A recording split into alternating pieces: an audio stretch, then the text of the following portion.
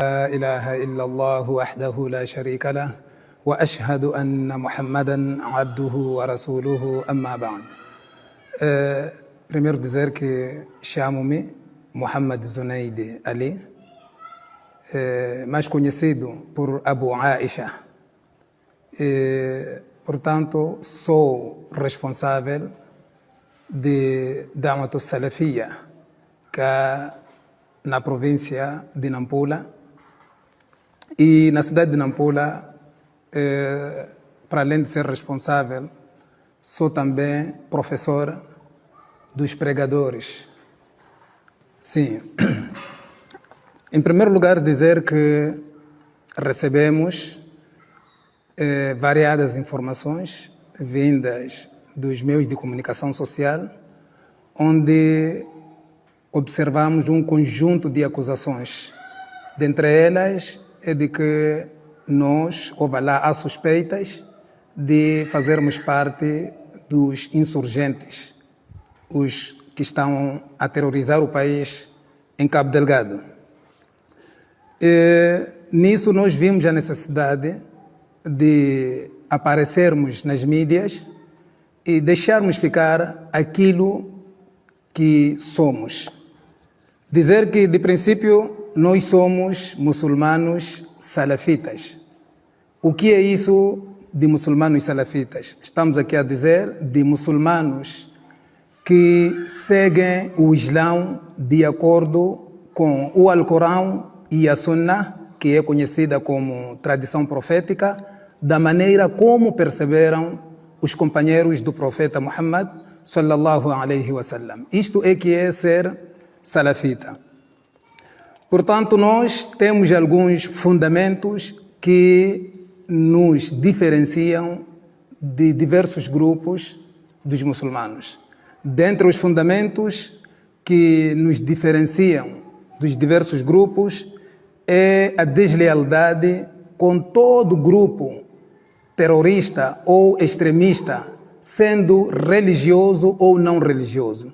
E deixamos claro isso a partir de uma carta que enviamos para o Presidente da República. Quero acreditar que aquilo foi no ano 2021, assim como a mesma carta enviamos para o Partido Frelimo, demonstrando aquilo que é a nossa característica, para demonstrar aquilo que somos nós, depois de termos sido acusados dentro da nossa cidade aqui de Nampula. E dizer de que as acusações que nós recebemos não são recentes.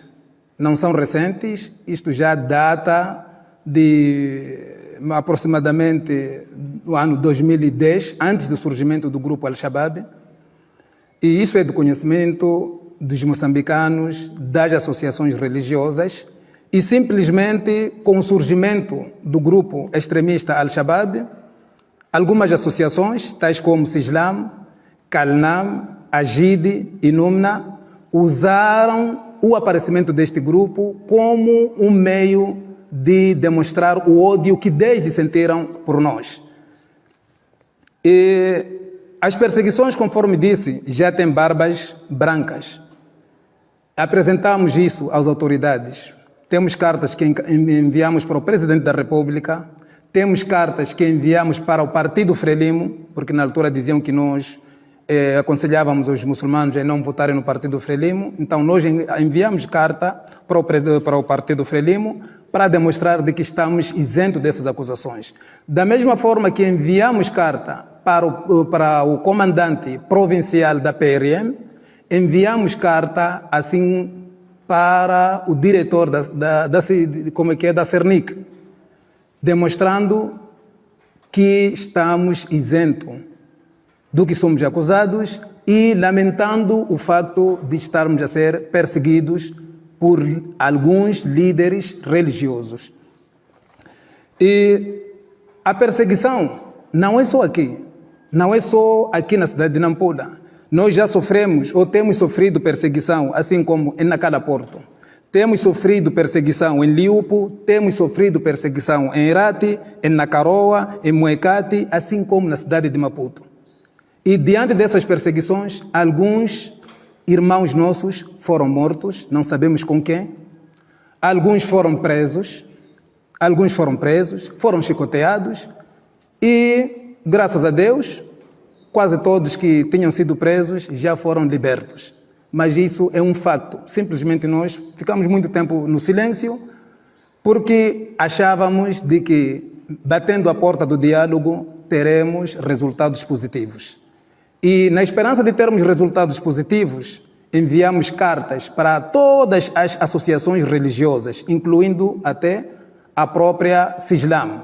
Infelizmente, na carta não tivemos resultados positivos, uma vez que solicitávamos a essas associações para uma sentada no intento de encontrarmos solução dos nossos conflitos religiosos.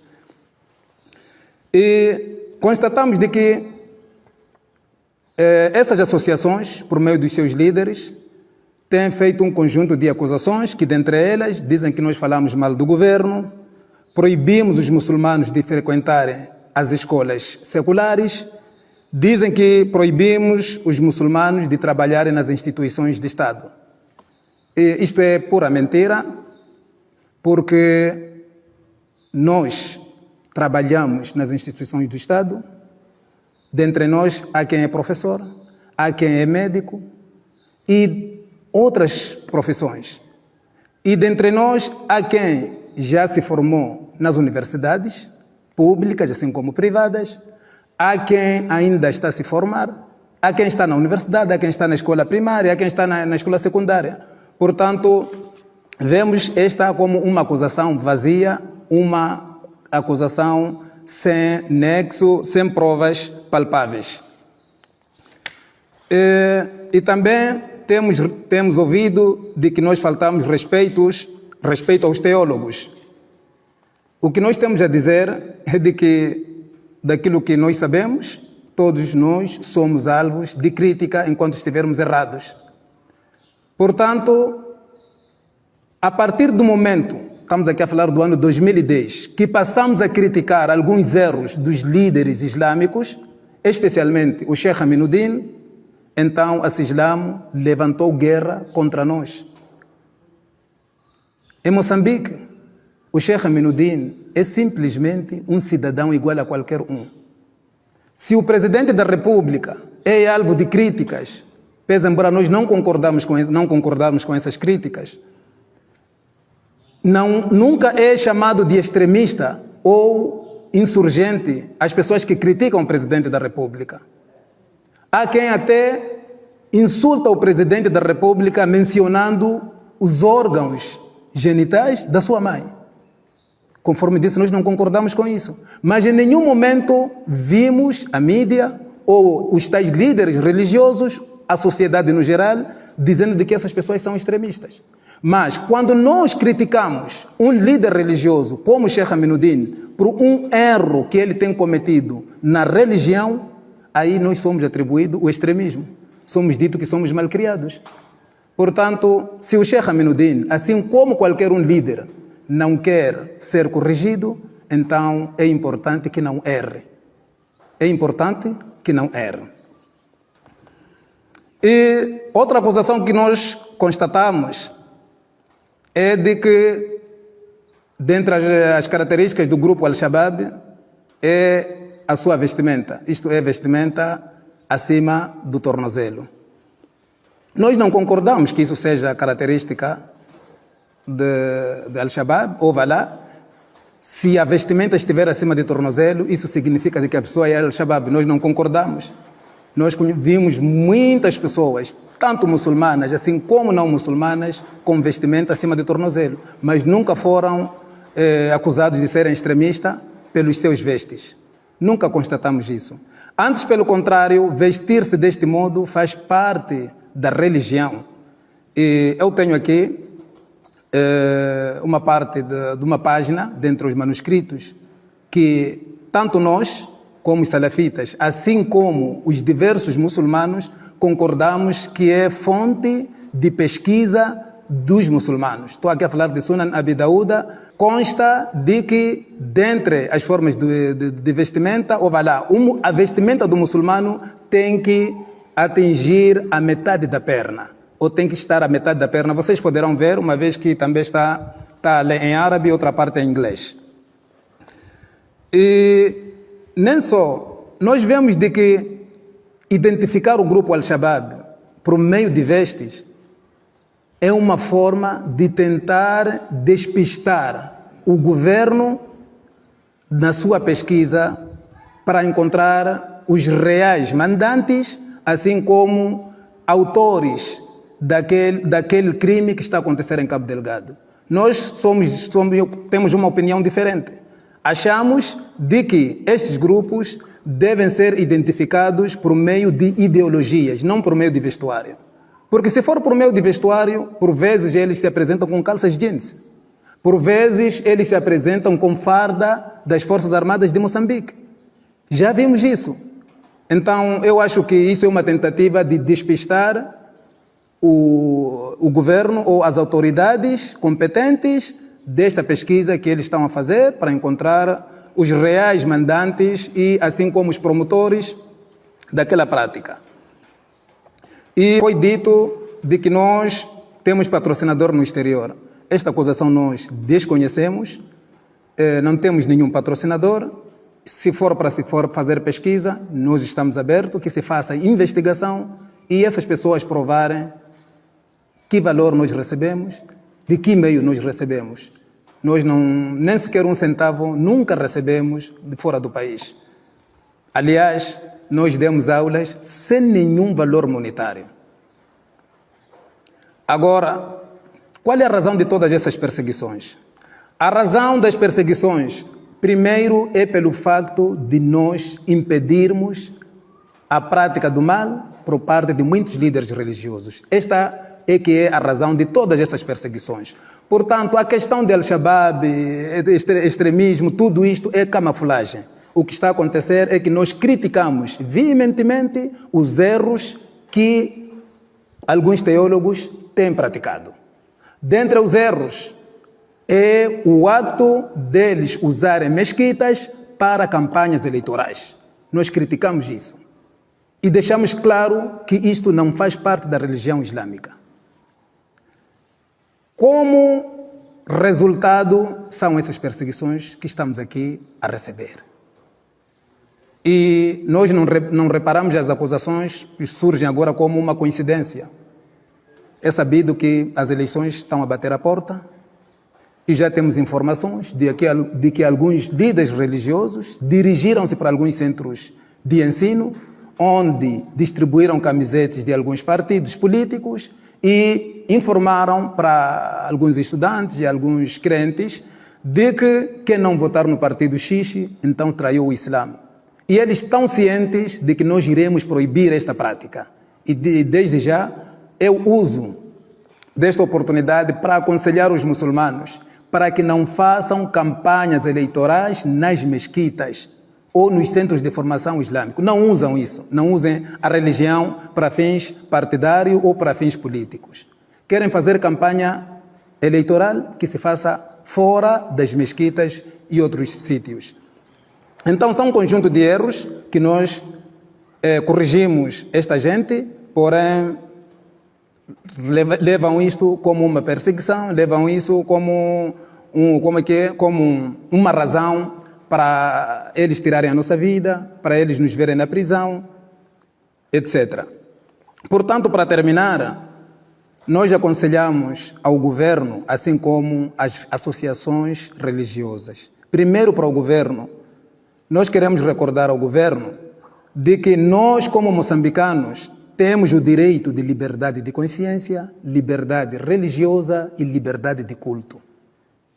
E isso significa de que não devemos ser perseguidos simplesmente por discordarmos com o Sheikh Aminuddin ou qualquer outro líder. Não devemos ser perseguidos simplesmente por não fazermos parte do Conselho Islâmico. Daquilo que nós sabemos, o Conselho Islâmico representa uma parte da população muçulmana. Uma parte, até posso dizer uma partinha.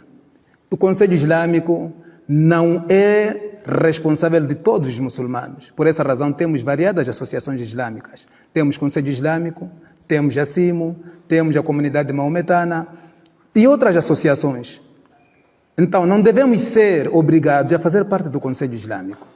E para as associações religiosas, especialmente essas que têm nos perseguido, nós aconselhamos a elas para que voltem ou aceitem as cartas que nós enviamos, que é de uma sentada para resolver os nossos conflitos, porque não faz sentido, com a idade que eles têm, com o conhecimento que dizem eles terem, serem convocados para uma sentada para a resolução dos conflitos, eles simplesmente manterem-se calados para depois aparecer na mídia, lançar uma acusação falsa, palavras vergonhosas como essas. Mais uma vez, nós aconselhamos estas associações, Conselho Islâmico, AGIDE, Conselho de Álamos de Nampula e a NUMNA, que nesse caso o Núcleo das Mesquitas, para que venham sentar e resolvermos os nossos conflitos.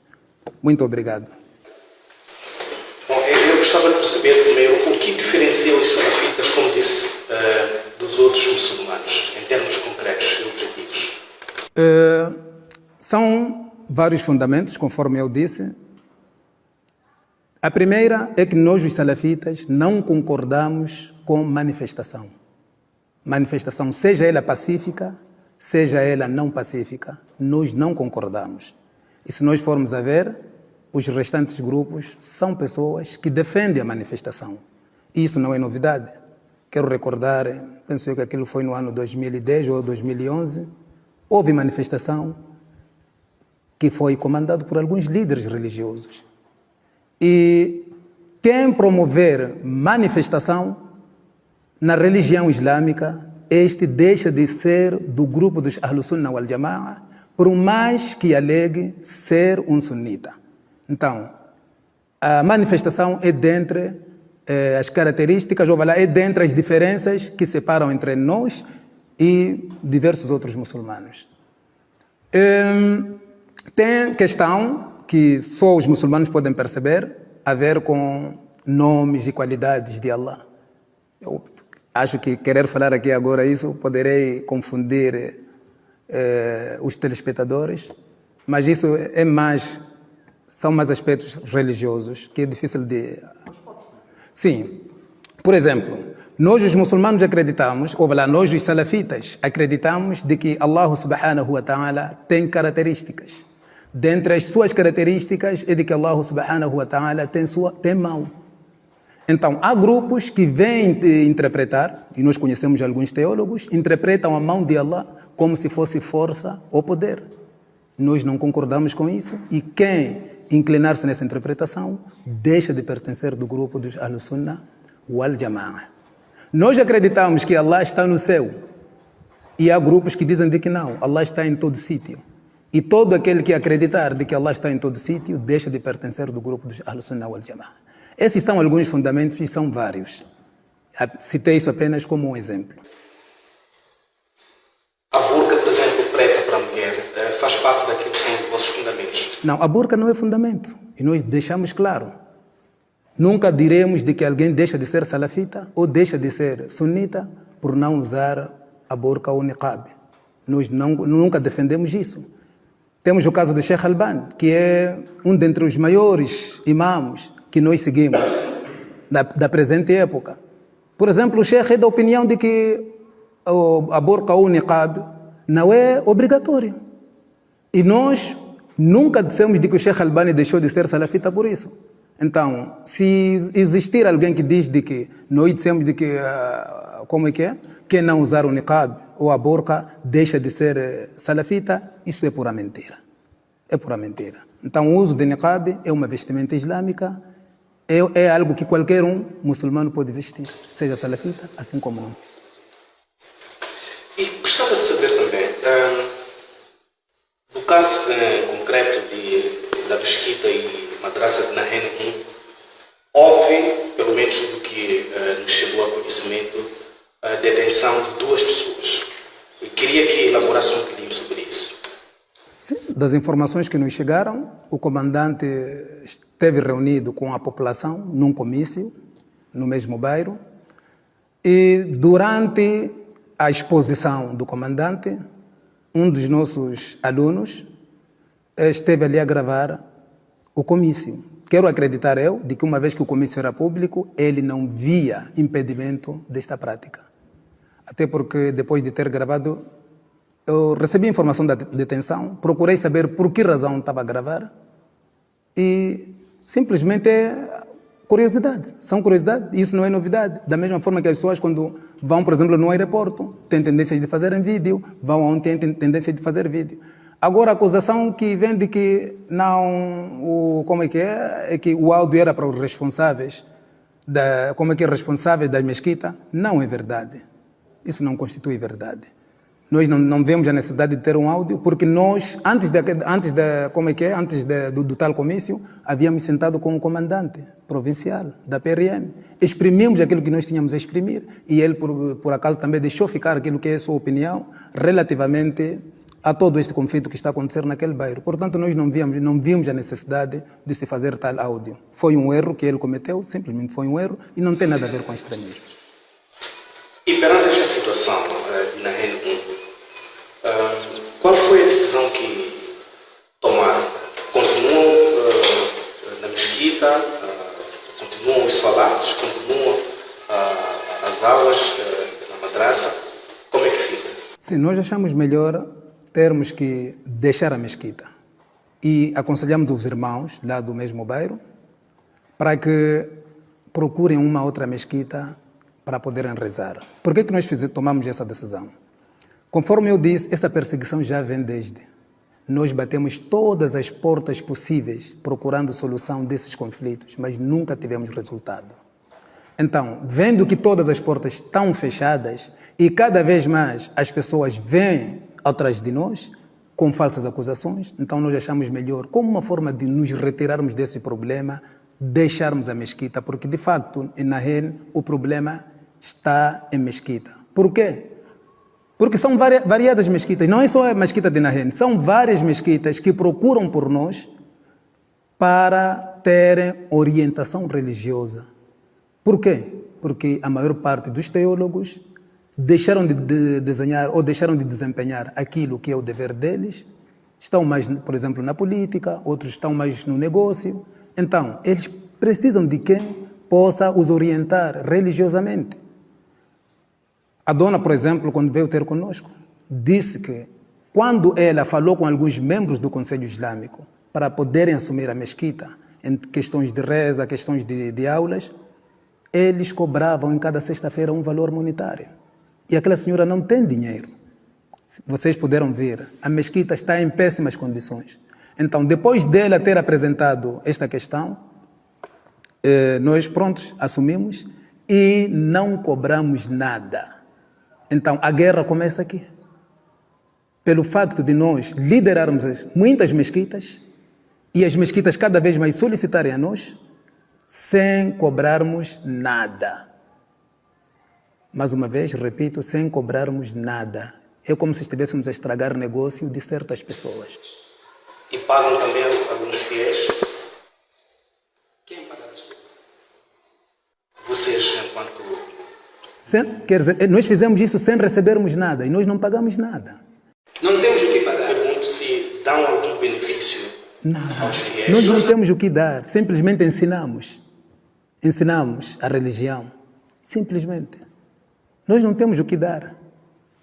Conforme disse, não temos nem patrocínio, não temos nem nenhum estabelecimento. Agora, às vezes, as mesquitas que construímos, por exemplo, algumas mesquitas, quando nós temos necessidade de construir, simplesmente fizemos contribuição entre nós. Pouco, e construímos. Então, nós não temos nada para dar aos fiéis. Quantos salafitas existem aqui em Nampula? Quantos muçulmanos salafitas? São mais de 2.000 só na cidade de Nampula. Quero acreditar que na Cala também mais de 2.000. Por acaso nós poderemos fazer convite a vocês. Brevemente iremos fazer um seminário regional cá na cidade de Nampula. Iremos convidar a vocês, talvez poderão fazer ideia de mais ou menos o número de salafitas, apenas homens, porque mulheres não estarão nesse seminário. Então poderão fazer ideia de mais ou menos quantos salafitas somos. Mas já, o convite chegará. E este movimento dos salafitas é de já há bastante tempo, tem um marco em termos de início deste movimento dos salafitas?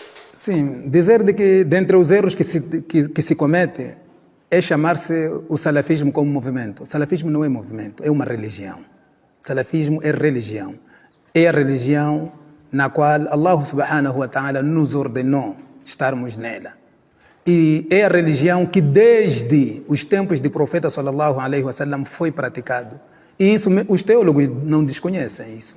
Então, dizer que, por exemplo, o salafismo teve início é o mesmo que perguntar quando é que iniciou a profecia do profeta Muhammad sallallahu alaihi wasallam. É lá onde iniciou a salafia.